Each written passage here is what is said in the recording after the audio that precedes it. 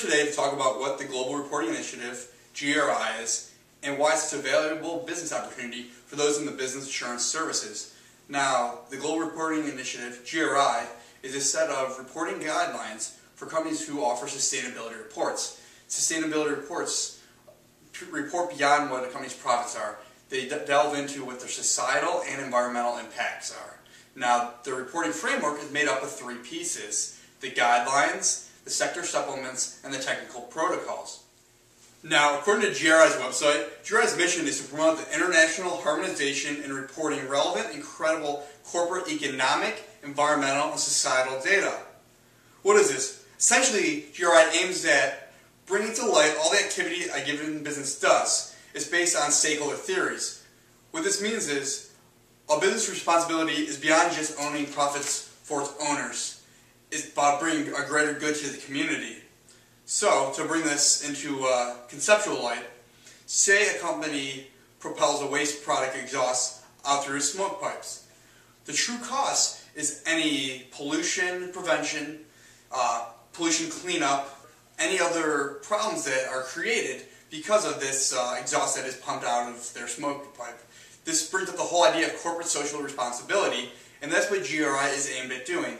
Now, this is so critical because right now, shareholders are concerned with social responsibility. 83% of shareholders want to know what their companies are doing beyond just earning profit. They don't know what they're doing in their environment, they want to know what they're doing in their community. And this is why GRI and sustainability reporting is such a great opportunity for businesses. And now I'd like to introduce Mike Grosner, the Global Pollution Prevention Engineer at General Electric, GE. Now, Mike has been at GE for 8 years and is considered an expert, and he works as both an internal and external consultant on pollution matters. He will go into plants and try to make them more efficient and try to reduce their waste. Now, he gathers all types of data which will be used for GRI reporting. So, as a chemical engineer in the environmental technology area at GE, I am responsible for providing the environmental data on the company for various reports that we have. So that includes greenhouse gas emissions and energy use for different agencies that we report to, including just our shareholders in the Eco-Imagination report. But we're partnered with a number of different groups, such as the Carbon Disclosure Project, where we have to reveal that information. So I do assemble that data for that purpose, which is data that would be used for the GRI as well. So I put that together. As far as external assurance to that data, my responsibility would be to provide the methodology that we use and the actual calculations and the baselining that we do.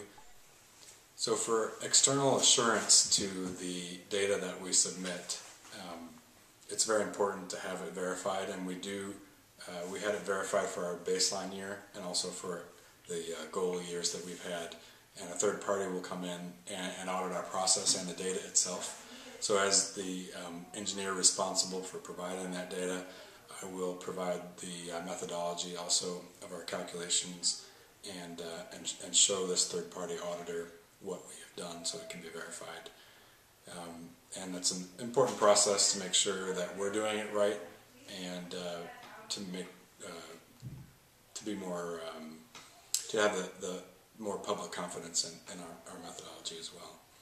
So just providing the data also is important for transparency, and also it has been a growing need on the consumer side, and not necessarily a typical consumer, but the industrial business-to-business segment as well, as to environmental performance of our company.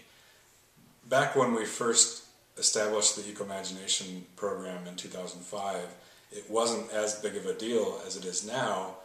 I would say now it is almost expected that environmental performance, especially energy intensity, energy efficiency, greenhouse gas emission, is almost required when dealing with a customer.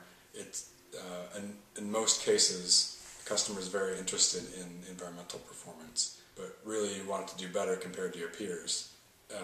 So while the requirement is to pass, you want to perform better. So if you want to compete with other businesses, and one area of competition could be environmental performance of your products, or of the company in general. So that information needs to be available in order to be competitive. So that's another big factor. And now we're going to hear from Don Daly, the former managing partner of PwC in Cleveland. PwC is the Big Four accounting firm, which is throughout the world. Now, Don, as managing partner, was in charge of building the business and finding new opportunities. And one of the new opportunities that began to emerge during his time as managing partner was assurance services for sustainability reporting. So now we'll hear from Don. I think this is a very valid business opportunity for the firms. It's a good example of another product or service that the firms can develop. The pace with which they're developing is really dependent upon the demand. And right now the demand is a little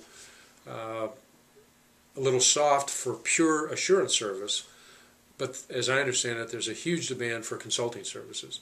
So in PwC's case, for instance, they developed a group called, I think they've called it the SBS, the Sustainable Business Solutions Practice. And there is an auditing component with trained people ready to go, but they're kind of on the bench because there still isn't a demand for pure auditing, but the advisory component, the consulting piece, is sold out. Lots of companies interested to know about sustainability reporting and the global formats for same, and so I think it's kind of a normal evolution we see. There's initially a consulting opportunity, and then once there is a market demand, usually brought on by regulators, there will be an opportunity then for more auditing.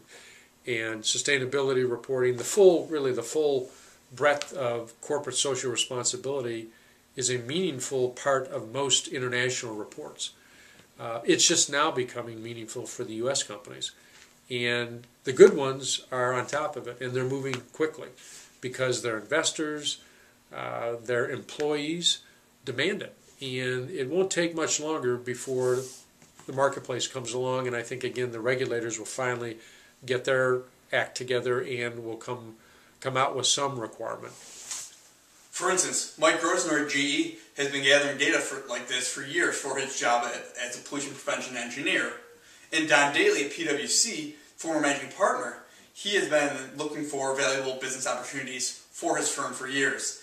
Now, both sides of the realm, the experts are there and they're seeking opportunity. Now the question is, what is it going to take to get there? And the big step is going to be regulation. Until this type of reporting is mandatory, you're not going to get that full participation that we hope. And with regulation, you get the standards, you get the do's, you get the don'ts. This is very important because if you want to add legitimacy, you need to be able to verify the data. You need to be able to add assurance. So this is why it's so critical that this becomes part of our legislation so that we can enforce it. Now, once it becomes enforceable, the assurance practices will be able to grow. For assurance services to grow in the sustainability reporting realm, it's going to require a new breed of auditor. This isn't an auditor that just knows debits and credits. This is an auditor that's well-versed in environmental matters.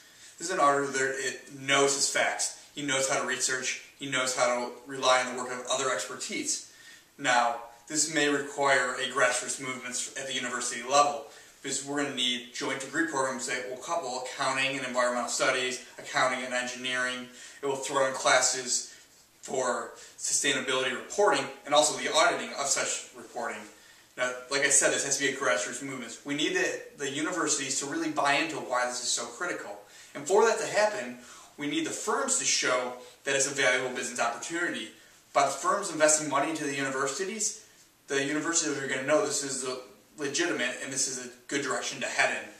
But we need the firms to be there. And my call is for the firms to put their dollars into the educational realm and help build this new type of auditor. Without the education, the business aren't able to grow at a fast enough rate. And you need to have people that are able to do the work.